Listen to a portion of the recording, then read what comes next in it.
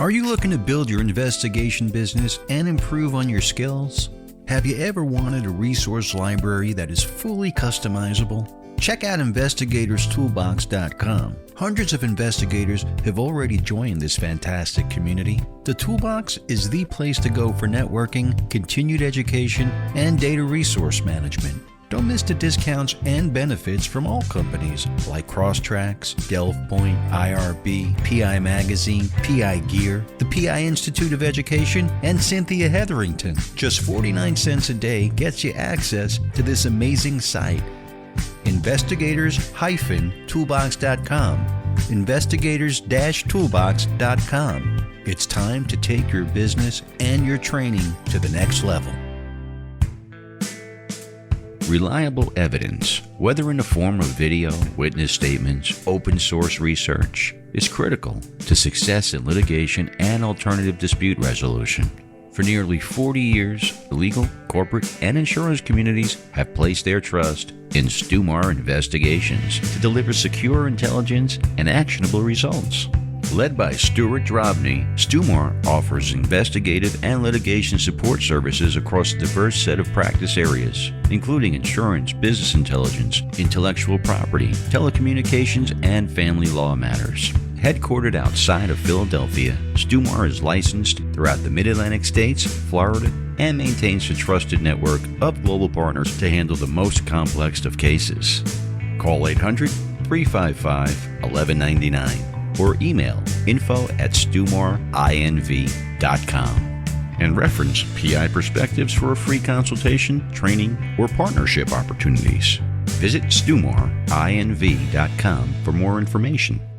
Check out the PI Institute of Education at piinstitute.com. Since 1989, Kelly Riddle has been teaching on subjects such as surveillance, nursing home investigations, insurance fraud, domestic investigations, hidden assets, and accident scene investigations. The PI Institute of Education is a featured learning partner in the investigatorstoolbox.com.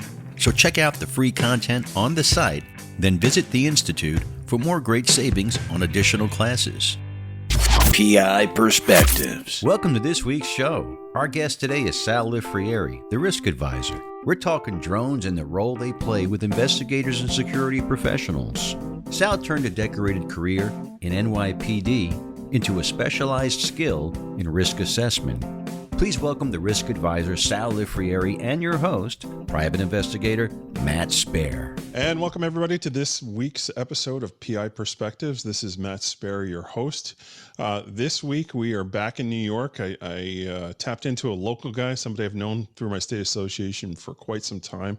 And today we're talking drones. I want to welcome Sal Lifrieri to the program. Sal, how are you? Doing good, Matt. Doing good. Thanks for having me. Yeah, thanks for joining. We have podcast worlds colliding here. You guys have a great show you do with your partner, Jim Henry, called The Risk Advisor. And if you haven't checked it out, folks, I really highly recommend it. It's something that I enjoy listening because I don't know much about that side of the business, and I've learned a bunch. So how long have you been doing this show, Sal? So original version of the show was about a year ago. We had about a year and a half, 2 years ago now, we started the show. And then we took a little bit of a hiatus with it. And then started, I think the end of June is when Jim Henry and I got together. Okay. And decided to do it. And we've been having some fun with it. Yeah, that's great. What I love about it, again, you guys talk about stuff I have no idea about. It's just not my business, but I learn. It's like, oh, I never. A lot of times we're talking about stuff and we have no idea either. So. Yeah. Fake it till you make it, baby. Right. So give me a little bit about your background, man. How did you get into this business and what you do beforehand? Oh God, it was 20 years with the NYPD. Through patrol. Started out in the 4-4 precinct in the South Bronx. Did patrol, did anti-crime, did a couple of years in robbery investigations. Then went to the 4-6 precinct, which was just north, still in the South Bronx. Was an area that was deemed the most violent square mile in America. Yeah. So it was a fun time to be a detective there. Spent about 6 years there, and then went to the intelligence division. few assignments in there. We headed up Russian organized crime for the department, and then went over to the intelligence division. Was modeled after the Secret Service. So half the house did protection, half the house did criminal investigations and organized crime. Right. And so I went over into protection and started up a unit there called Protective Operations, Right. where we're responsible for all of the threat investigations and threat assessments, and then the major event security advances for the mayor and the elected officials and the families. Great. So you definitely were laying the foundation for what you do now. So the name of your business now is Protective Countermeasure, right? That's right. Yeah. That's your operation. And really, I would say those skills that you acquired in NYPD probably helped you a lot figuring out exactly what you want to do post. Yeah, no, I tell you, I was really fortunate, and I'd love to say that it was all part of a big game plan that I had. Right. But I really just kind of, stumbled around towards the end of it. I mean, when I left the 4-6 squad, the boyhood dream was to be a homicide detective. And so I'm in the 4-6 and I'm working homicide cases. Lots of homicides there. Lots of homicides. You're in the right place. Yes. You get a lot of practice. Yeah. And then you realize after a few years that, okay, now I got 12 more years to go and this is it. And so I was fortunate enough, I had the opportunity to go to the intelligence division. Mm-hmm. And I took advantage of that. While I was in the 4-6 squad, I had applied for and was selected to the hostage negotiation team. So I was able to get a whole lot of experience and training there, which helps greatly today, right. Dealing with, threats and the assessments, and dealing with the people that we have to contend with. Sure. What would you say is different then as opposed to now, technology wise and even technique wise? Oh God, I did a talk at Pepperdine University out in California, and we had this conversation with graduate students, and they were saying, I had retired as a former director of security and intelligence operations, so they wanted to know about running intelligence operations and about Big Brother listening. Right. And I said, the thing that drives me crazy, I said, I wish we had the technology when I was running intelligence ops. I wish I had the technology that's available today over the counter. Right. Back then, it was, if you were trying to get a wiretap, you had all kinds of things and hoops that you had to go through and whatever. Today it's a different ballgame. Yeah. And then with the apps and the open source intelligence that's available, God, it just would have made life so much easier. Yeah. It's a game changer. It's like, it really is. Things are much easier. I remember back when I was in school doing internships with Department of Investigation in New York City, in the squad department. So I was helping out with wiretap stuff and video stuff and just trying to equip everybody with the correct equipment. It was so bulky and just like, uncomfortable. And, half the time the stuff didn't work the way it was supposed to work. It was really, really frustrating. Do you remember, I'm showing my age, but if you would, I may be a little older than you, the Nagras, and it was the reel-to-reel tape. Right. And those were the little devices that you had to secrete on someone, or you're going to secrete in a location, and you only had like 20 minutes worth of tape to go. Yeah, it's just, the batteries would die. And it's just, today you can get hours and hours and hours digitally and then be able to play with it and do whatever you want and get it immediately. It was, God, I think I remember seeing that on Donnie Brasco. I'm not quite that old. Well, I don't go back to one-way radios, but I wasn't too far off for that. Smoke signals, right? Come quickly. Oh, that's cool, man. But it really, I mean, listen, we're close enough in age that, seeing that advance of technology has been impressive. It's been a game changer. It makes it easier to appear much larger as an organization because you have these tools than you actually are. And it helps you manage your business in many, many, many different ways. I mean, we're talking technology today. We're talking about drones, and we're going to get into that in a little bit. You had done a segment on your show a few months ago, and I was just blown away by it. I was like, wow, this is really, really cool stuff, because I would say I do get a lot of inquiries on drones and using drones. And, I may not be the most versed on it. So I don't want to give bad advice or anything like that, but we'll get into that stuff after the break. But just talking technology, it's very, very cool to see how things, jumped up like that. So when you decided to start your own thing, were you just a solo guy? Like what did that look like, saying, okay, now I'm transitioning and I'm going to start my thing? So the God's honest truth, and people think it's a joke and a comedy routine, but the God's honest truth was, by the time I had retired, I was into woodworking. I had a little wood shop at home. Was into woodworking. I really just wanted to sit on the front porch and sell, birdhouses. That's all I wanted to do. I was done.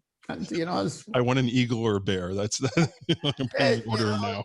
You want a shelf? I'll cut you a piece of wood. Here you go. Thanks. Bye. Right. But that,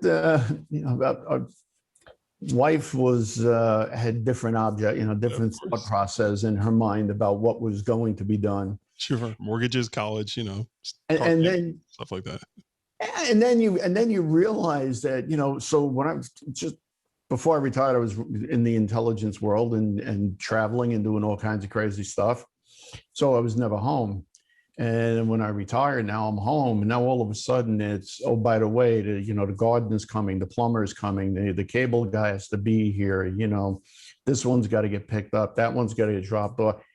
And I went, oh, what's going on? Well, all of a sudden we're doing this. And she's I got to go back. All of a sudden, she says, this is what happens when you're not around. Yeah. I was like, I got to start a company. I got to get out of here. And I started a consulting company. That's fantastic.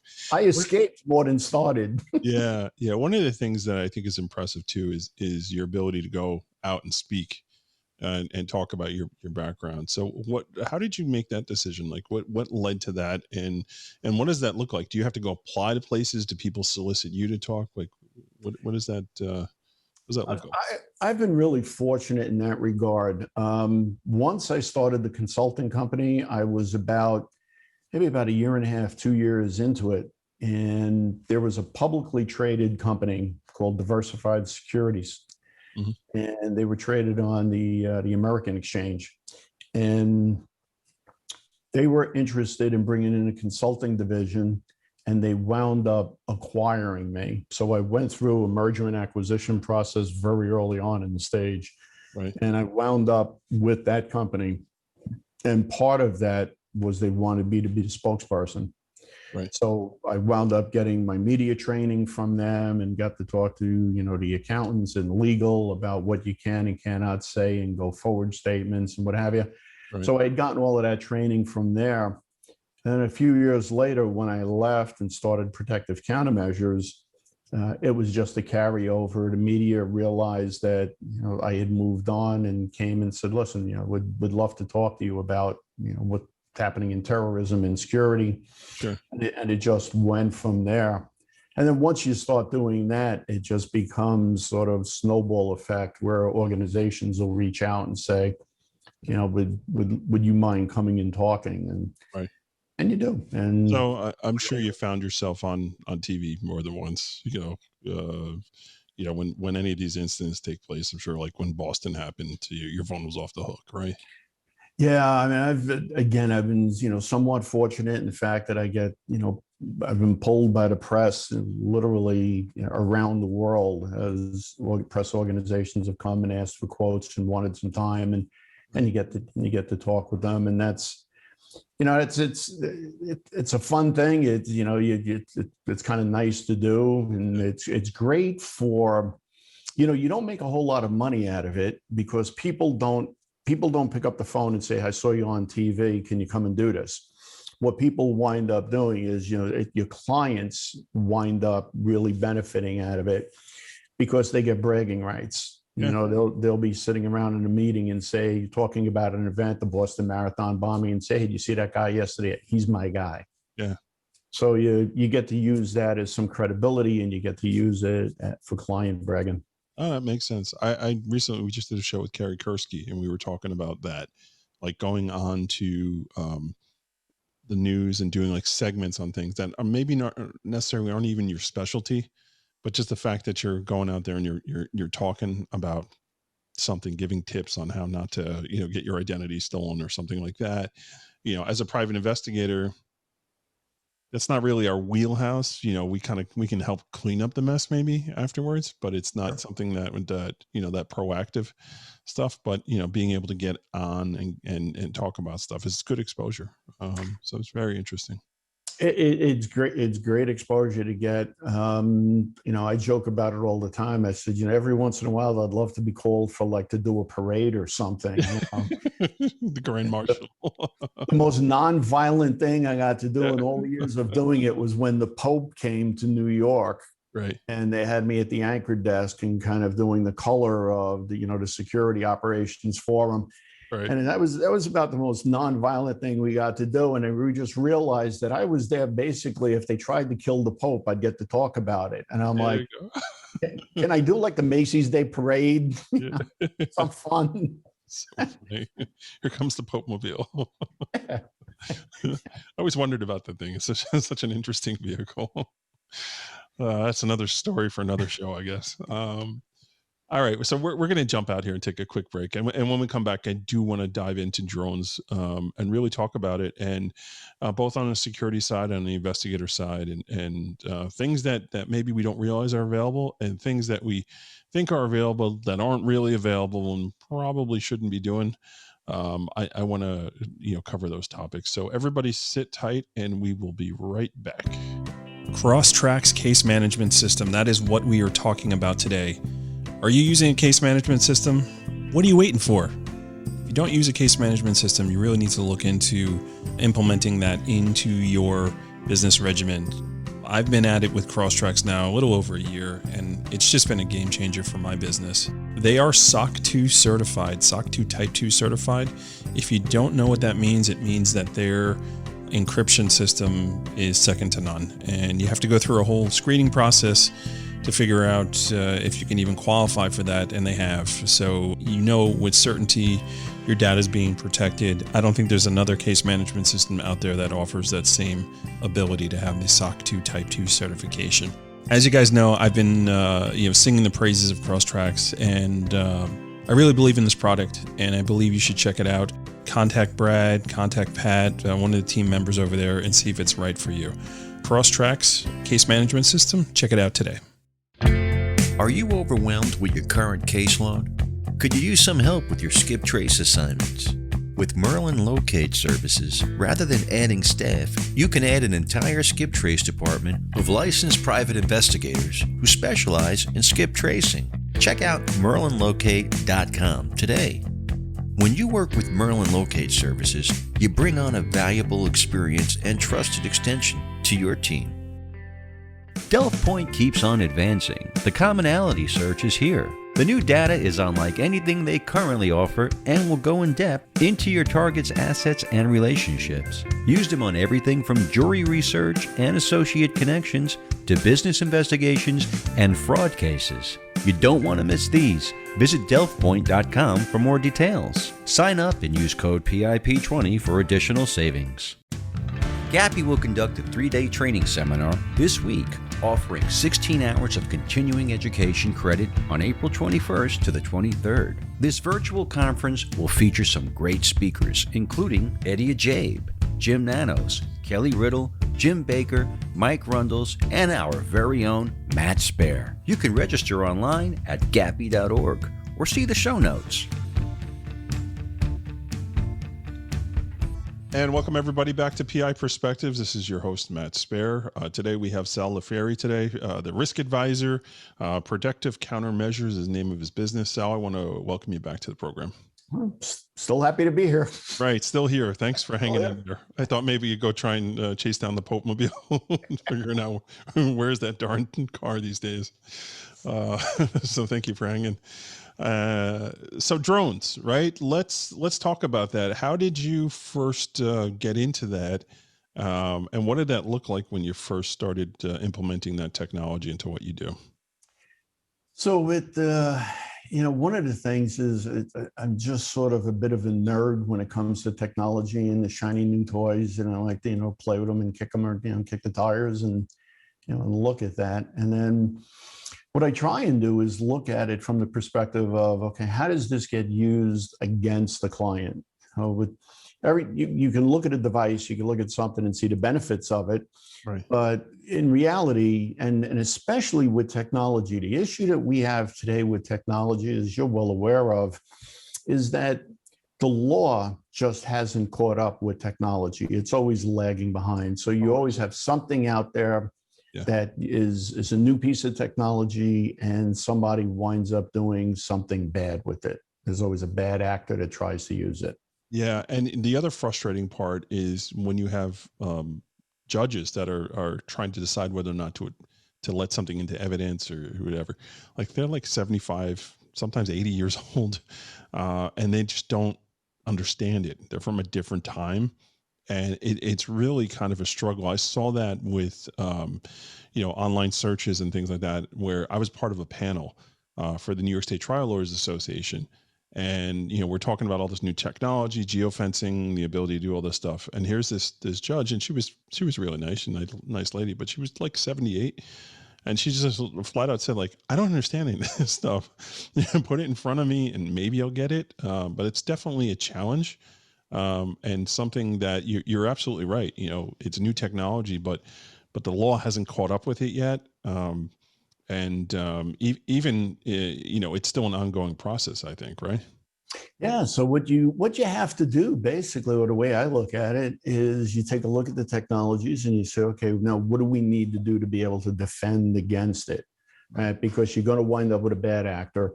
You're going to get the frustration from the client that's going to say, well, I want them arrested. I want this done. Right. And you go, no, there's no law covering it. What do we do with it? Okay. So, you almost have to be a little, dastardly and muttly about the thing and try and come back and figure out how you're going to, sort of revenge on, on that technology and knock them out. Countermeasures, man. Launch those missiles. Take them down. Hence protective countermeasures. There you go.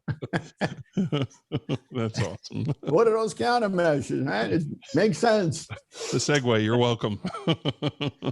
Thanks for the plug. Yeah. No, it's all good, man. So that's what you do is you try and find countermeasures to those things. And when we looked at the use of drones and we started to realize what the impacts were, was pretty incredible. When we started to realize that we're all familiar with, bugging and wiretapping and what have you, Sure. but the capability of drones to be able to use as an eavesdropping device was something that we really hadn't thought of in the very beginning.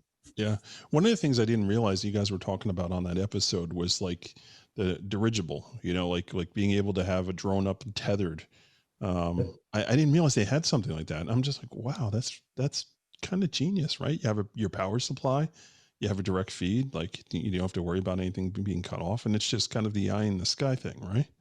And it goes up to about 250 to 300 feet. So you're at a really high rate. You get a really good view. It's 30-story building is what you're looking out of. Yeah. And the ability with the onboard cameras today, with the high resolution cameras, so you're really not losing anything. Right. And law enforcement agencies are using this now for crowd control. Yeah. When you think you can put a camera up 300 feet and you could watch protests in large vast areas, they're pretty effective. Yeah. And that's the one thing too. I'll comment a little bit just on cameras everywhere, because you do see that a lot in New York City now, right? So you've got, especially you go to, the 44th precinct, somewhere in that neighborhood, and there are these big obstructions sitting in the street that are, I don't know, maybe 50, 60 feet, not even actually, probably about 40 feet up in the air. And it says NYPD, and it's like deterrence almost. Like, here's the camera, here's our big spotlights. Everybody around here better behave themselves, So you see that stuff, but you also see cameras everywhere intersections. And I know like cases I work on, people, they see a camera and they assume that it's recording, and that's not always the case. So you do get that crowd control, Department of Transportation, traffic control type situations where just because there's a camera there doesn't necessarily mean that there's a recording. It could be just for monitoring traffic patterns and things, because we do see that too. Yeah, one of the things that I was really surprised at was, one of the industries that was being affected by it is the pharmaceutical industry, where you have, and I'm sure it carries across, and one I'm familiar with is pharmaceuticals, where you have the research and development was going on in facilities. Yeah. And you go in, you would do a bug sweep and search for covert cameras and what have you, and you do all of those the things that you can do to sort of lock down. Right. And then you realize that, and in one particular situation, we had it where you had a drone with a high definition camera was able to peek right through the window and read the stuff that was on the boards, and that was the way they were stealing information. It is so crazy. This is reminding me of that special that was on Netflix, that Spycraft. I don't know if you had a chance to check it out. No, not yet. Yeah, it's a good one. It's about 6 or 7 episodes, I think, and they cover all different areas of spying. And one of the episodes was on that whole theft of intellectual property and things like that, or the way they used to bug the embassies. Where they had these big plans where if they got caught, they would detonate a small charge that would destroy the camera and send it down into like the water system and flush it out. Or that's how they would retrieve their information too, blast the cap and send the camera down to where it could be retrieved. Just super interesting stuff. Got to check that out. Yeah, it's definitely worth checking out. I know, like, my wife was like hating it. She's like, "This is super boring." I'm like, "This is work. Listen, enjoy. Like, I'm learning here." So yeah, it was very cool. Even Fear City was another one on Netflix. I don't know if you got a chance to check that one out. That was with the mob in the 70s and 80s in New York, and there was a whole thing on wiretapping and how they went about doing all that stuff back then. Super interesting. Boy, if things changed, huh? Yeah, they really have.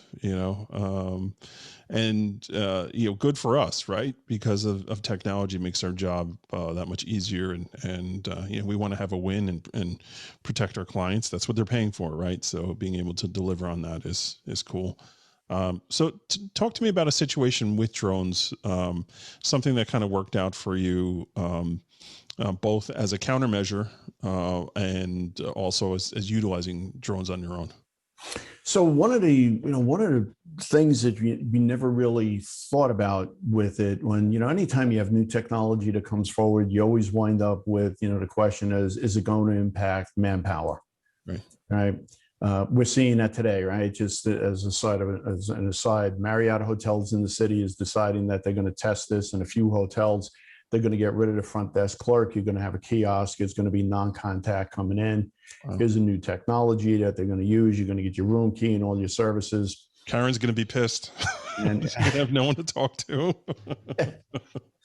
And it's a problem, right? So, and the first question comes up is, people are going to lose their jobs. And so we look at the same thing with any type of technology deployment. Right. And with the drone, it was just that. There's going to be a technology deployment and we're going to lose it. And what you realize is that depending on how you deploy it, and in one particular case where you have you have a large compound that you need to be able to secure, and where you would normally have people out, roving around and, responding and, driving, a vehicle or whatever, depending on the size. We were able to get a drone deployed. And the idea, the concept behind that is you're saving the response and you're saving an incredible amount of time. Right. You can get a drone up and on site, in seconds, right? Within a minute, you can have the drone out and deployed. So you can see, is it someone who's actually coming over the fence? Is it someone that walked onto the property, or is it a bear or, whatever? Right. So the utilization of that type of technology was something that we all kind of went, wow, this is pretty good. It's an application that, most people, you look at it and you're flying the thing around on the beach and you're looking at the pretty girl and you just, Right. you're never really looking at it in that. And I think what we're starting to see now is the application not only of the cameras being on board, but the second, third, fourth generations are getting much smarter. Yeah. Where you're getting the different types of detection capabilities. Right. And even battery lives are running longer, I would think. So one of the things I thought was really cool was when in Puerto Rico, right, when they had the natural disaster there, I recall reading about them using drones and sending drones up the coast to see like who's struggling, who really needs help, and they're having the response team follow up behind the drone and bringing the right amount of aid that they needed, right? So, just giving them the lay of the land where they're not showing up and assessing, they're assessing before even getting to the location. And just, talk about efficiency. I thought that was something that was really, really cool. And especially from a first responder perspective, it's the ability to have detection capability on it. So if you're in a toxic environment, you'll have sensors on board that'll detect if there is a radiological release or if there's a chemical release. Right. The biological side obviously is way more difficult, and that becomes problematic. But from a chemical and a radiological perspective, nuclear perspective, you're able to fly that thing in, and you're not endangering the first responders. Sure. Even heat signatures, right? Figuring out where everybody is. Yeah, especially again with in late night, and especially in communities that you don't have the ability to have a helicopter service. Right. We're spoiled in the New York area, right? We have the NYPD has an aviation unit that ranks as an Air Force. Right. So we have enough aircraft to be able to to support the city. Right. But if you get out into the smaller regions, and the smaller towns and villages that don't have that resource, that's something that you can deploy quickly from the back of a car, right, and be able to find a lost child or something along those lines. Yeah, that's a really great point, man. That's very, very cool. So let's talk about New York City. So you brought it up there. So I'm not 100% versed on this stuff, but it's to my understanding within the 5 boroughs, you can't fly a drone commercially at all. Is that true or is that incorrect? Yeah, no, that was true. That the only way you can fly it, you have to have, there is very strict requirements to it, and you basically need an FAA license. Right. There are some of the manufacturers now are doing this train the trainer stuff. So you can when you buy the drone, they'll send you to one of their schools and get you certified to be able to do that. But even if you're certified, isn't it because of like the city skyline and stuff, like you're still not allowed to do that? Am I incorrect about that? Or? Well, you got aircraft flying overhead too, so you're in a tight pattern, right? You have obviously the security concerns. Right. When you look at drones and the ability that they have today, where you're looking at carrying 10, 15, 20 pounds. And we're talking about, the commercial stuff that we would have available, not the stuff we're using in Iraq, right? But of the local capabilities. If you go on YouTube, obviously you can see, the nefarious acts with drones. There's one that's gotten a lot of publicity with it, that you can use a 9mm is a Glock is attached to it, and you could fire the gun from fire the drone.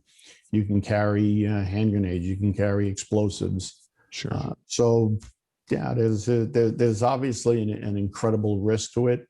Mm-hmm. The problem that we have with the drones, they have all these great capabilities, but from a countermeasure perspective, the problem that you have is, what do you effectively do with it? Right. When in protection, we have that question all the time. When you have a protectee who's out in the open and you have a drone that's incoming, what do you do with it? and you gotta stop it. And somebody will recommend, well, you shoot it out of the air. And Can't be doing that, man. yeah, unless you're using ricochet rapid bullets, that ain't gonna happen. Right? So It's a bird shot, just fire it up there. And you're going to explode it. And if it's got explosives on it and it's relatively close enough, you're still going to cause problematic. You got, the fallout. Yeah. There's some devices that have been developed that you can actually take control of it. Mm-hmm. And so it would override the control, but where do you put it? Yeah. Now you got this thing and you just kind of like, uh-oh, now what? And you just, where do you stick it? Right. That seems to be the biggest problem.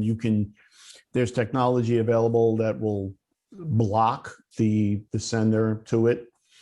Some of that is almost funny. It's almost cartoonish, because if it did have an explosive payload on it and you blocked it, what it will do is it'll go back to its home base if it loses connection with the home, Blow so up. that's just that's a Wile E. Coyote. That would be something that happened to him. The only thing missing from that, it just says Acme on the bomb. Exactly. Yeah. Fantastic. Talk about an Urkel moment, right? Exactly, right. Uh-oh. Did I do that, right? Oops. So yeah, I know I have talked about this particular story before, but I'll say it again because it's relevant to what we're talking about here. So I had a client of mine who had their client doing a independent medical examination, and when they left the independent medical examination, the drone was there following his person as they go to their car and following where they're going to. And he calls me up. He says, I need you to locate this. The guy operating that obviously has to be somewhere around there. So he's got another appointment next week. I want you to go and just sit there and see if it happens again, and then figure out where this guy was. So I was like, okay, we'll give it a shot. No guarantees, whatever. And then the following morning, after I got that assignment, he called me up. He said, scrap the assignment. So why? He goes, look at this news article. And apparently there was a drone in Staten Island, because this is where this happened, that had collided with a Black Hawk helicopter. And the Black Hawk helicopter was caused to make an emergency landing. Do you know that happened right above my guy's client's house? Ooh. Right. So, and the kicker was the serial number for the drone was stuck in the Black Hawk, helicopter. So there's a part of the drone that had gotten lodged into the helicopter that had the serial number, and they were able to identify who it was. And sure enough, there was somebody that was doing some surveillance on our guy, right? So it's just like, how did these things happen? Very, very strange, but it happened. So I didn't get a chance to go back the next week because we figured it probably worked itself out. But yeah, just super interesting. There was another guy when I first started getting into this technology or learning about it. Basically, what he would do, he was based out in New Jersey. And if there was a motor vehicle accident, something that was heavy that would come through on the scanner, and he was in that area, he would go out and he'd fly the drone and take these overhead aerial photos of the wreckage and the cleanup and all that. And then later on, he would identify who the attorneys were handling that particular accident, and then contact them and offer them the ability to purchase the footage that he had. I was like, all right, it's a bit of a gamble, but it's kind of cool, right? I don't know how successful he was in doing that, but this was, I don't know, maybe 8 or 9 years ago. I thought it was very cool. Yeah, or sell it to the press. Or yeah, exactly, right. I have it available. You think about it, it's probably not a bad idea. But that was New Jersey, not New York, so you could fly wherever. The restrictions were not quite as stringent as they are within the boroughs. So, it's interesting to see that utilized. So what would you say to the everyday investigator that was thinking okay, I have this motor vehicle accident, or I have this construction site.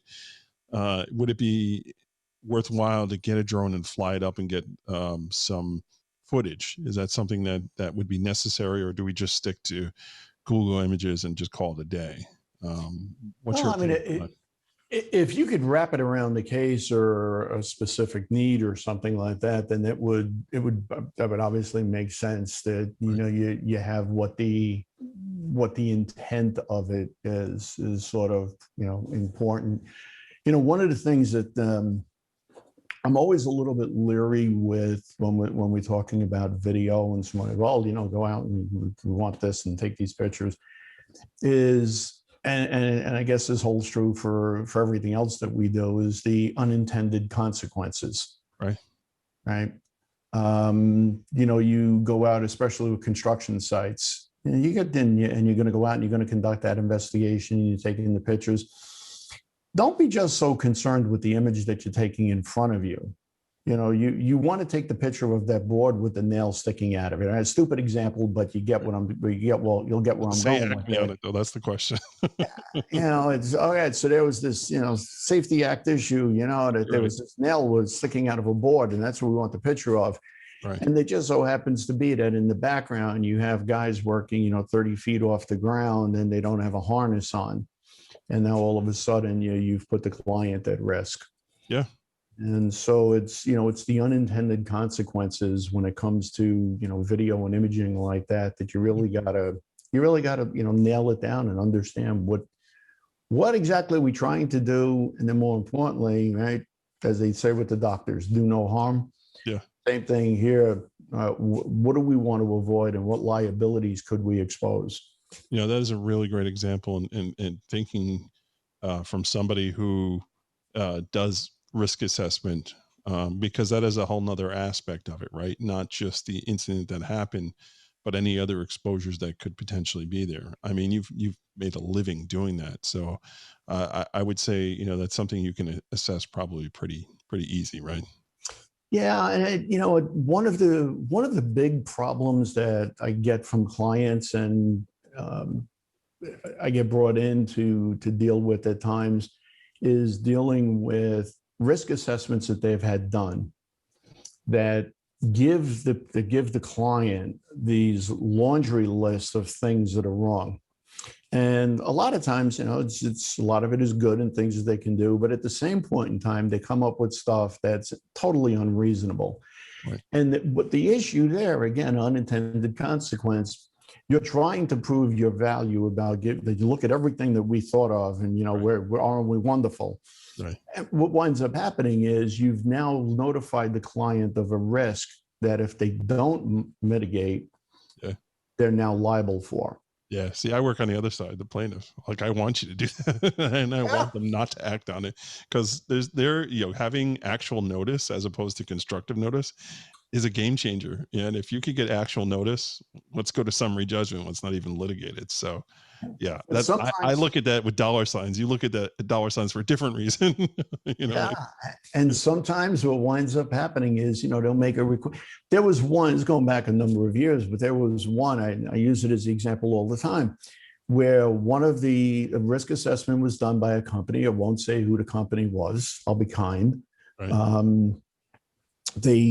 They do this assessment, and one of the recommendations that they had was that to prevent the possibility of blast exposure to the front of their building, and it was on a major crosstown street in Manhattan, right? One that goes straight from east to west. Mm-hmm. That what they needed to do was to prevent trucks from driving down the street, so that they could mitigate the risk of a blast exposure. Mm-hmm. How do you stop a truck on a major crosstown street in New York City? Well, they have signs on 14th Street, no trucks allowed. I see trucks there all the time. Like, yeah, whatever. It's like, come on, really, you want to do that? And obviously that opens you up to, well, we can't stop the trucks, but what can we do to mitigate it? And now all of a sudden you're looking at putting in blast mitigation capability in a building that has to be retrofitted, and you're talking, $1 billion by the time all is said and done. And it's, so you got to be reasonable about it, and you just got to use some common sense. Yeah. I mean, it's very interesting. I think the bad actors will always find a way. Oh yeah, do it. So that's just something to keep in mind too. I mean, I think that's definitely another subject for another day. The whole risk assessment. I think it's very fascinating. Yeah. But the great point, right? About, the bad actors will always find a way to do something. Mm. And the good thing is they're normally dumb, which gives us the chance to catch them.